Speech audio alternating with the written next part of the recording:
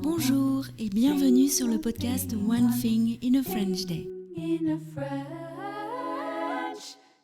Aujourd'hui, lundi 11 novembre 2024, cet épisode, le numéro 2436, s'intitule « Rencontre avec la dame enchanteresse à la crêperie de Pont-de-Poite ». J'espère que vous allez bien et que vous êtes de bonne humeur. Je m'appelle Laetitia, je suis française, j'habite près de Paris et je vous raconte au travers de ce podcast un petit bout de ma journée. Vous pouvez vous abonner pour recevoir le transcript, le texte du podcast qui est envoyé par email à chaque fois qu'un épisode est mis en ligne. Il y a des avantages parfois insoupçonnés à recevoir le texte exact. Et je vous laisse découvrir sur le site du podcast onethinginafrenchday.com la version du transcript qui vous conviendrait le mieux à partir de 3 € par mois. Chaque nouvel abonné reçoit en cadeau le transcript des 10 derniers épisodes du podcast. Rencontre avec la dame enchanteresse à la crêperie de Pont-de-Poite. J'espère que l'épisode de vendredi vous a plu et que vous êtes prêts à venir avec moi à la rencontre de la dame enchanteresse. L'entretien a eu lieu le vendredi 1er novembre, il faisait beau et le soleil du matin entrait dans la salle du restaurant. Nous étions installés, Laurence, Lisa et moi, à la table où nous avons l'habitude de déguster nos crêpes. Allez, à tout de suite. Alors, chers auditeurs, aujourd'hui, j'ai beaucoup de chance parce que je suis avec la dame enchanteresse de la crêperie à Pont-de-Poite. Les auditeurs qui écoutent le podcast depuis quelques années savent que chaque année, à la Toussaint, nous allons dans le Jura et qu'un des moments très importants pour toute la famille, c'est de venir manger des crêpes à la crêperie de la dame enchanteresse qui a été ainsi surnommée par Félicia, qui adore sa voix. Et bien, vous avez beaucoup de chance et nous aussi parce que nous allons entendre la dame enchanteresse qui a accepté de répondre à quelques questions pour le podcast. Bonjour Laurence. Bonjour Laetitia. Quand tu as ouvert ton restaurant à Pont-de-Poite, comment est-ce que tu as choisi l'endroit et comment est-ce que tu as été accueillie ? Le village de Pont-de-Poite a été choisi en fait avec mes meilleurs amis. Mes meilleurs amis sont installés à Pont-de-Poite. On avait déjà vécu des choses ensemble parce qu'on allait en randonnée. Ils ont été présents quand j'ai eu un accident de randonnée. Ma meilleure amie est la marraine de ma fille. Enfin voilà, c'est une histoire d'amitié.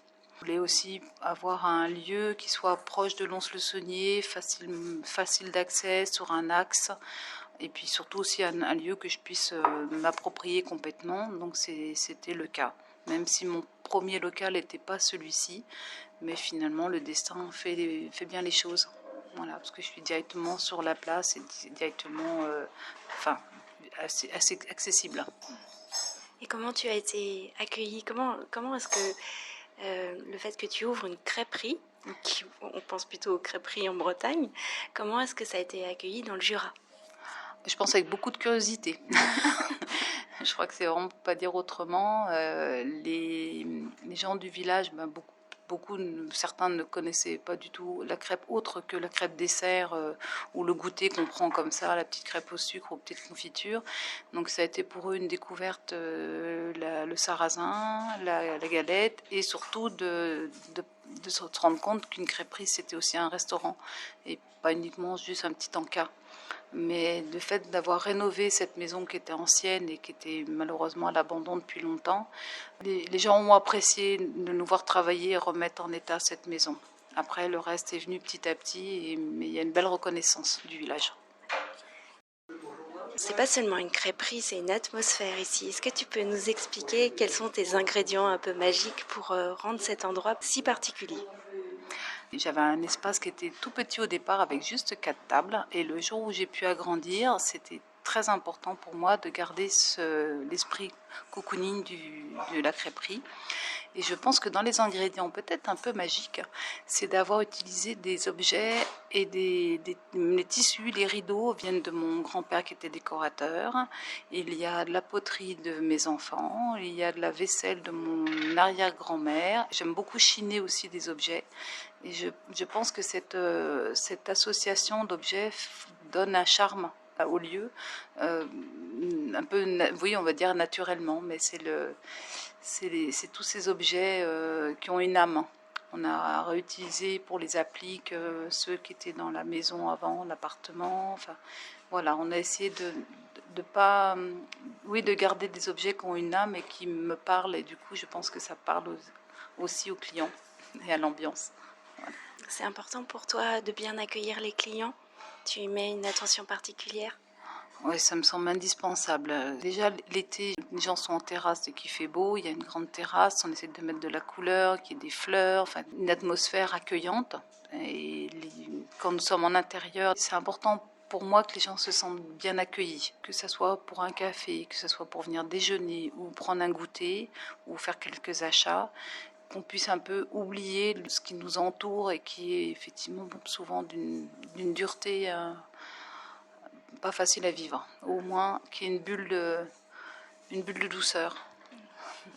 Lisa, qui a préparé les questions avec moi, avait une question sur la provenance des produits. Ce qu'on n'a pas expliqué aussi, c'est que ta crêperie est aussi une épicerie. Donc on trouve des produits locaux, du vin, des bières, des glaces, des confitures, des biscuits, des sirops, tout ça. C'est important pour toi de mettre en avant les producteurs locaux? Oui, c'était vraiment le projet de départ. Moi, j'ai toujours cuisiné, mes grand-mères cuisinaient, et de mettre en valeur à la fois les producteurs pour avoir dans la partie épicerie et dans la partie crêperie. Ce sont que des préparations maison. Je fais mon caramel, ma pâte à tartiner, mes confitures. Ça, c'était important. Et dans le village, on a la chance d'avoir une très bonne fruitière. C'est là où on fait le comté. D'avoir un très bon boucher. Il y a une épicerie pour ce qui est des légumes. On a maintenant plus des maraîchers qui sont tout près. Donc ça me paraissait la cohérence, c'était de travailler en grande partie avec des producteurs et surtout avec les commerces de Pont-de-Poite. Parlons un peu du menu de cette semaine. Tu composes un menu par semaine. Est-ce que tu pourrais nous expliquer en quoi il consiste cette semaine? Nous l'avons goûté d'ailleurs. Alors cette semaine, on voulait faire un jeu avec les couleurs de l'automne et les couleurs d'Halloween. Donc nous avons confectionné en entrée un crumble de courge butternut. On la voit pas, mais on sent il y a de la cancoyote au vin du Jura dedans. La galette du jour, c'était avec un œuf du comté, parce qu'il y a quasiment toujours du comté, une crème de potimarron, et c'était avec saupoudré de brisure de marron revenu avec de l'échalote. C'était vraiment je crois que Laetitia peut me confirmer, très bon et très joli en couleur. Puis en dessert du moment, nous avons confectionné un gâteau carotte à l'orange. Voilà, donc c'était la totale couleur orangée.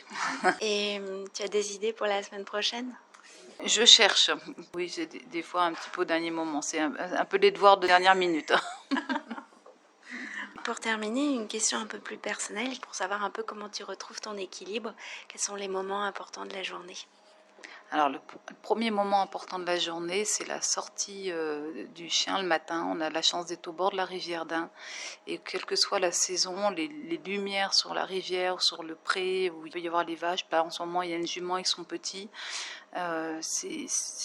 C'est la lumière qui se dégage et le calme au bord de la rivière m'est indispensable. Et puis le soir, de reprendre mes livres, de me poser avec un livre, même si c'est 3 pages et que je m'endors, mais j'ai toujours besoin d'avoir un livre près de moi.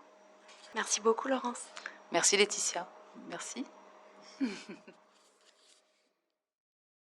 Un grand merci à Laurence de nous avoir si gentiment accueillis pour cet entretien. Si vous passez dans le Jura, n'hésitez pas à vous arrêter place de la Fontaine à Pont-de-Poite. Il y a une crêperie tenue par une dame enchanteresse. Vous pouvez aussi suivre la crêperie Crêpes et Gourmandises sur les réseaux sociaux, notamment Facebook et Instagram. One Thing in a French Day, c'est fini pour aujourd'hui. Je vous retrouve mercredi pour un nouvel épisode du podcast. À bientôt, au revoir.